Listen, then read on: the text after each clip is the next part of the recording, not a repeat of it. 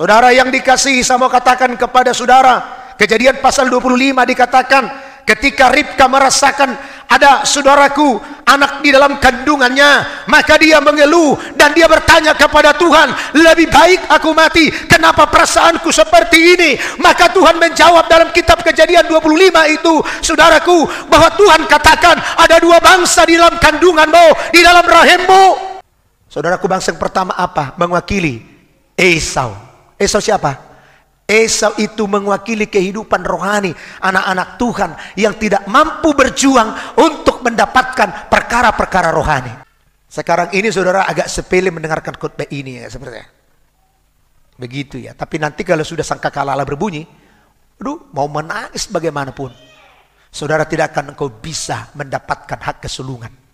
Ketika engkau dipanggil Tuhan sebagai anak-anak Tuhan, menjadi orang yang percaya, engkau bisa menerima Yesus lewat mulutmu. Kau akui dalam hatimu bahwa Yesus adalah Tuhan sebagai juru selamat. Dan saudaraku yang dikasihi, ini adalah kasih karunia Tuhan yang Tuhan berikan kepada saudara. Ini adalah kemurahan Tuhan yang Tuhan berikan kepada saudara. Sebab tidak seorang pun yang bisa mengaku Yesus Kristus adalah anak Allah kalau bukan dorongan Roh Kudus, kalau bukan dorongan Roh Allah. Tetapi cukupkah hanya di situ? Hanya mengaku awal mula beberapa tahun yang lalu, setelah itu apa? Tertidur. Setelah itu apa? Terlelap. Setelah itu apa? Tidak mau tahu. Tentu tidak. Harus berjuang. Bergumul. Seperti Yakub yang bergumul.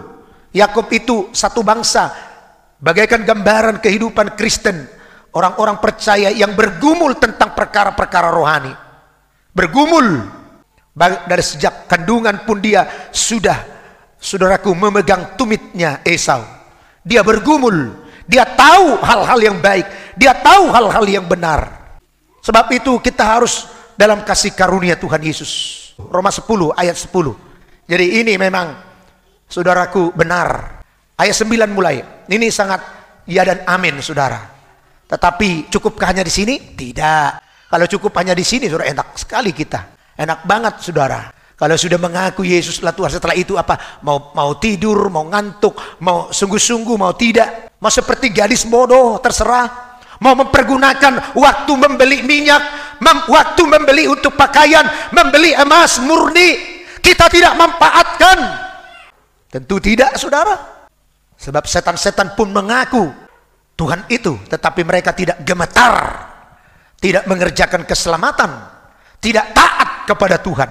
Ayo, Roma 10 ayat 9. Sebab jika kamu mengaku dengan mulutmu bahwa Yesus adalah Tuhan dan percaya dengan hatimu bahwa Allah telah membangkitkan dia dari antara orang mati, maka kamu akan diselamatkan. Ya, maka kamu akan diselamatkan.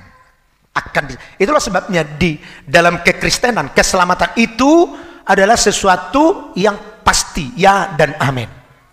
Haleluya. Pasti, tidak ragu-ragu. Asal kau percaya di dalam hatimu, mengaku lewat mulutmu Yesus adalah Tuhan, bahwa Allah telah membangkitkan Yesus dari antara orang mati, engkau percayai, engkau percaya di hatimu, mengaku lewat mulutmu, maka engkau akan diselamatkan. 10. Karena dengan hati orang percaya dan dibenarkan, dan dengan mulut orang mengaku dan diselamatkan. Iya. Memang awalnya, saudaraku, dasarnya itu percaya di hati, mengaku di mulut. Tetapi saudara yang dikasihi dalam nama Tuhan, adakah engkau mengusahakan hidupmu supaya tetap dalam kasih karunia Tuhan, supaya tetap memelihara, tidak menjauhkan diri dari kasih karunia Allah? Ibrani pasal ke-12 ayat 15. Jagalah supaya jangan ada seorang pun menjauhkan diri dari kasih karunia Allah. Jangan ada seorang pun menjauhkan diri dari kasih karunia Allah. Keselamatan yang kau sudah akui itu tadi, keyakinan, kepercayaan yang sudah engkau dengungkan tadi lewat mulutmu, di dalam hatimu, saudaraku, itulah kasih karunia Allah. Tetapi apakah cukup hanya begitu sehingga kita tidak mengerjakan keselamatan kita, tidak berusaha untuk memperlengkapi diri kita, tidak mau membeli segala kebutuhan rohani kita di hari-hari menjelang kedatangan Tuhan ini? Tentu kita dituntut untuk membeli, memperlengkapi diri kita, untuk membeli perkara-perkara rohani, berjuang kepada perkara-perkara rohani. Teruskan. Agar jangan tumbuh akar yang pahit, yang menimbulkan kerusuhan dan yang mencemarkan banyak orang. Iya. Terus. Janganlah ada orang yang menjadi cabul atau yang mempunyai nafsu yang rendah seperti Esau. Iya, jangan seperti Esau, bangsa yang malas.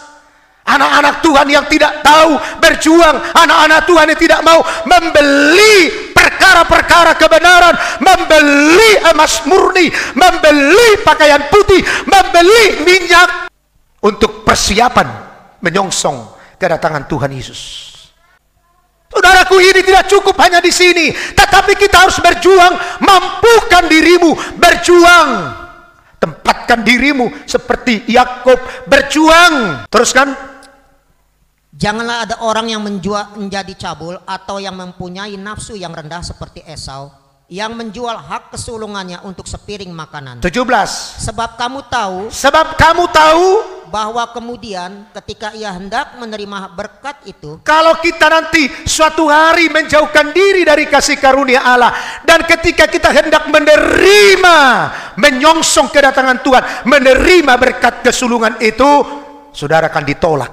Sebab ia tidak beroleh kesempatan untuk memperbaiki kesalahannya. Ia tidak beroleh kesempatan untuk memperbaiki kesalahannya, sekalipun ia mencarinya dengan mencucurkan air mata. Iya, jadi kalau masih ada waktu untuk memperbaiki kesalahan, kekurangan, memperbaiki diri untuk siap menyongsong kedatangan Tuhan Yesus, mari kita manfaatkan waktu ini dengan sebaik-baiknya. Puji Tuhan. Haleluya. Puji Tuhan. Haleluya. Jangan kita buang waktu kita. Tetaplah kita dalam kasih karunia. Ketika Esau datang untuk diberkati oleh Ishak, saudaraku yang dikasihi, secara proses kelahiran Esau lah anak sulung, tetapi yang menerima berkat kesulungan adalah Yakub. Karena apa? Dia mempergunakan waktu sebelum Ishak memberikan berkat kesulungan itu. Dia mempergunakan waktu sebelum Ishak memberikan upah kepada anak kesulungan itu untuk mendapatkan berkat kesulungan. Dipergunakan itu waktu dengan baik. Dia atur waktunya. Sekarang kadang-kadang kita yang diatur waktu, sehingga ibadah pun kita tidak bisa berjuang. Kita yang diatur waktu. Badan kita yang mengatur kita karena kemalasan, sehingga kita tidak bisa berjuang untuk, saudaraku, kita mendapatkan suatu saat berkat kesulungan.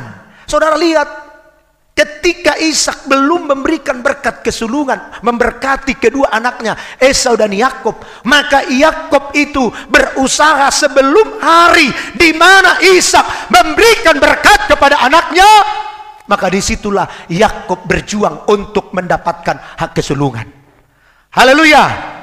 Saudaraku, Ishak itu tipologi, gambaran Yesus. Ishak itu gambaran Yesus. Kenapa? Sebab Ishak ini adalah anaknya Abraham yang rela dipersembahkan Abraham untuk menjadi korban persembahan kepada Allah. Persoalannya karena tidak jadi, karena Tuhan lihat hati daripada Abraham begitu murni, sehingga Tuhan ganti Ishak dengan anak domba yang tidak bercacat.